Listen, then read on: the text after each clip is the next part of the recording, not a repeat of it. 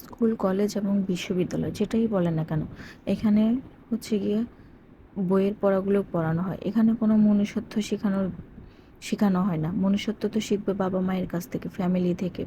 সন্তানকে ফার্স্ট হতে হবে, ভালো লিখেছে কিনা, ভালো পড়েছে কিনা, ফার্স্ট হয়েছে কিনা, সেটা শিক্ষা না দিয়ে কীভাবে মানবিক হবে, কীভাবে মনুষ্যত্ব অর্জন করবে, সেটাই শিক্ষা দেন। সন্তানকে ভালো ক্যারিয়ার করতে হবে, এস্টাবলিশড হতে হবে, এসব না শিখিয়ে সবার আগে শিখান সন্তানকে কীভাবে মানুষকে সম্মান করতে হয়, কীভাবে মানুষকে ভালোবাসতে হয়।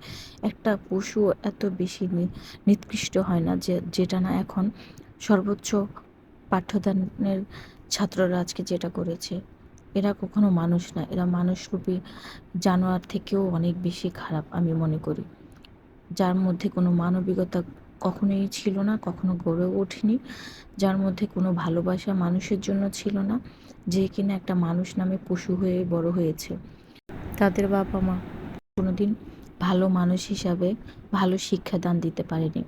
ভালো জায়গায় সে হয়তো বা পড়তে এসেছে, কিন্তু সে কখনোই ভালো মানুষ হয়ে বড় হতে পারেনি। আগে নিজের সন্তানকে ভালো মানুষ হিসাবে আমাদের প্রতিটা বাবা মায়ের উচিত ভালো মানুষ হিসাবে, মানবিক মানুষ হিসাবে সন্তানকে গড়ে তোলা।